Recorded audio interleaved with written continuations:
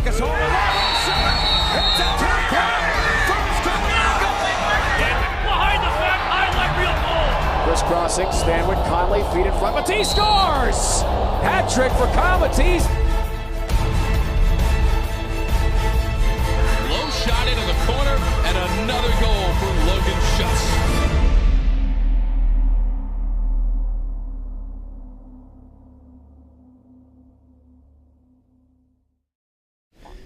Welcome to the Nuts and Bolts podcast. I'm Noah Scharfman. I'm joined today by a special guest previewing the 2014 Ohio Machine season. We have head coach Bear Davis. Coach, great to have you here. Noah, thanks for having me.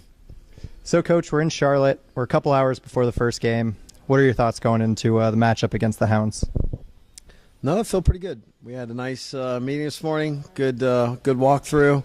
Guys seem oiled up, fired and on all cylinders, ready to roll. Roster looks a little different this year than it did last year. Can you just talk about the additions that we've made, both to the midfield, a couple defensive guys, and the overall look of the team? Well, we acquired a couple guys when the STX jumped on board, and we feel that Crum, Harrison, and Peter all add to some areas where we felt we lacked little depth last year, so that was great. Then the supplemental draft, we were able to pick up a couple defensemen, and Wilbur out there looking good communication skills. And generally we just felt like we were able to take the guys that are returning and fill in with some of these nice acquisitions. Is that how you say it? I think it's acquisitions. I mean, that's how we say it in Ohio, right? In the farmland. Yeah, I mean, you are from Ohio. Even though you're living out in Maryland now, we can still say that you're an Ohio boy. I'll just say we picked up a couple guys. That sounds good. So these guys, they're mixing in with a bunch of young guys that were already on the team. Marcus and Jake and Neek, Logan Schuss. All these guys are entering their second year. How do you think that their progressions played out during training camp and going into game one? Well, the nice thing was, I think it's people don't really, realize how difficult it is for the college guys to jump right into the ML season. I mean, you're starting your college season in January, and that wear and tear grind on your body is just difficult. And then they get a little opportunity to, this year to come in a little bit different, mental and physically prepared for the season, and you can see it. We had a couple guys on the roster make Team USA. How did that experience, both for the guys that made it and then the guys that were in the tryout process? Have you seen a difference in their game since that whole process went down? Well, I think Steele and Marcus, it only added, a little bit more veteran to their game, and I think it's been an incredible experience for them. For Kyle, I think it's just for him, just coming from LXM, just to be able to play at a higher speed coming into the MLL with those practices and scrimmages probably helped him as well. So one area we got to look at going into the season was an area that has been pretty stable for the Machine over 2 years. Doesn't get looked at as much in your offense with the high scoring numbers. Let's talk about the goalies for a second. How do you think the goalies are shaping up? Well, we brought back all three goalies from last year, and they did. I think really what they needed to do is to see lower angle shots. That has been our goal, is say, hey, let's get some defensemen and the team defense so they're not getting shots right on their doorstep, or at least where shooters can't see 36 square feet of goal. And I think the defensemen that we have are going to do a great job of that. And once we can do that, these guys can make those saves, and we'll look to help them out a little bit in that area. So I'm going to have you break down your game plan a little bit without giving away all the secrets to it. I'm new to lacrosse. Help me understand the Bear Davis offense and why we saw such an increase in goals when you took over last year. I think the biggest thing that we do is really just preach, being unselfish, and it's kind of a basketball mentality, at some point where, really you just want the guys to walk out of the game and not care, what their points were, as long as they were able to do their role and do it at a high level. So whether it was, if you have an attackman that has the right matchup and if he ends up with 3 goals and no assists, that's great, but he has to realize that if there's a better matchup on the field, that his day might be a 0-4. He might end up with no goals and 4 assists that game. And as long as all the guys buy into that, not forcing things that's outside of their role, which is always a difficult task when you got a lot of guys that want the ball. But as long as we realize that there's one ball and 6 guys on offense, then we get pretty good. So being around the team during training camp, some natural leaders emerged. We named captains earlier. We have Greg Bice, Steele Sandwick, Kyle Harrison, and Brian Phipps were all named captains this year. How have those 4 guys really taken to the leadership role, and how has the team kind of looked up to them? Well, we have two what you would call younger guys, maybe in Phipps and with Steele, and then probably the more veteran guys. Being in or around the league for the past 10 years with Harrison and Bice. So you get a little different perspective, which I think is great for our team. And the nice thing about Bice and Harrison is that they've been a part of teams that have won and teams that have not won. So they kind of get what it takes to do either way. So they pointed out pretty quick, and guys listen, and I think that's important. But you also need maybe a little bit of a fresh vision from younger guys, and it's nice when you got one coming from the goalie's eye and one from an attackman's eye. So it's been a blessing, I feel, to have that mix on our team. So we're going to step away from the lacrosse field a little bit right now. Last year you came in, took over the team about midway through the season. It was somewhat of a homecoming for you.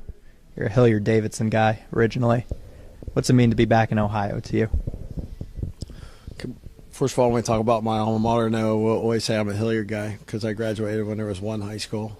So I don't recognize the other two still. I'm still in that that state of my mindset that I graduated from Hilliard. You're only showing your age there, though. That's okay. I'm okay with that. I'm loyal to the name.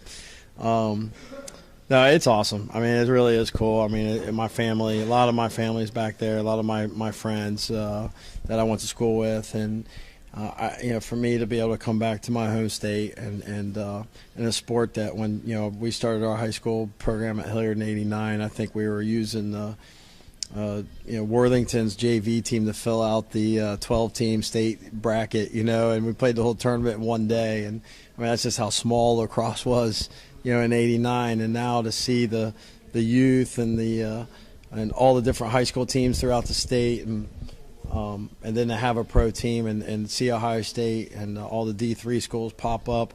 I mean, it's great. I mean, we feel like we planted those guys that played back then helped plant the seed of lacrosse, and now to a point where we have good college lacrosse and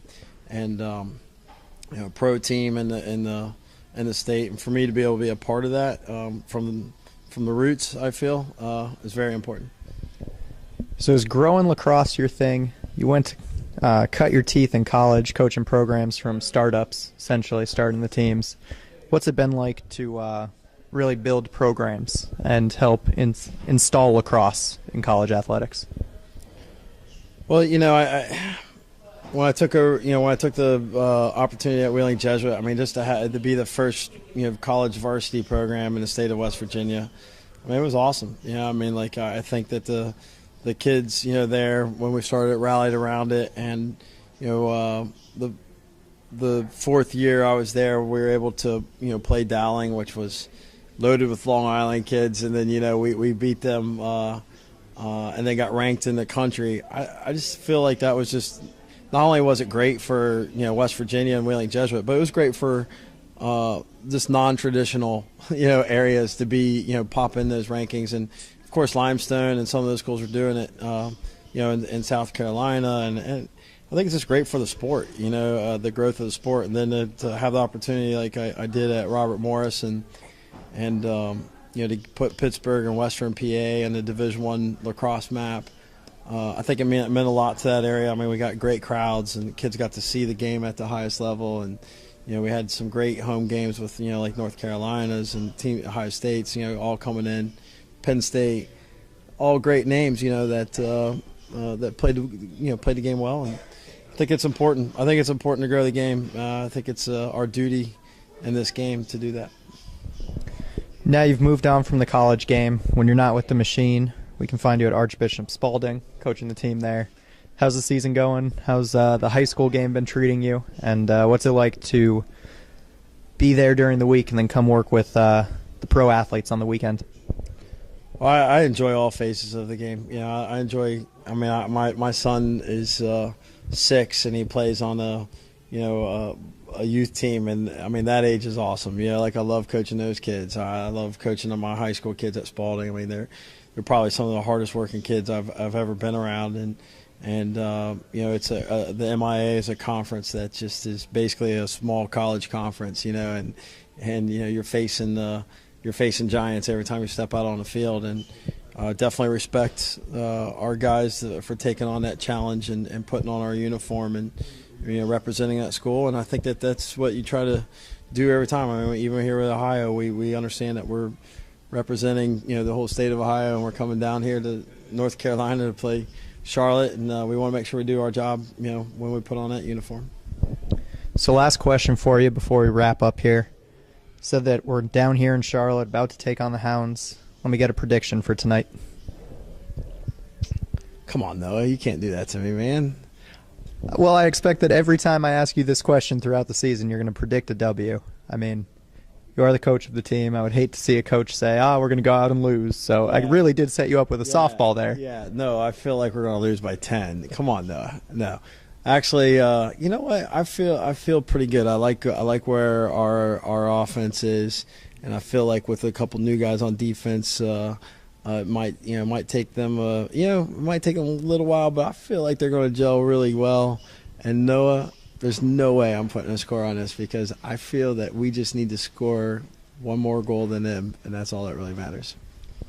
That's absolutely all that matters. As long as you come out on top, it doesn't matter what the score is. That's right.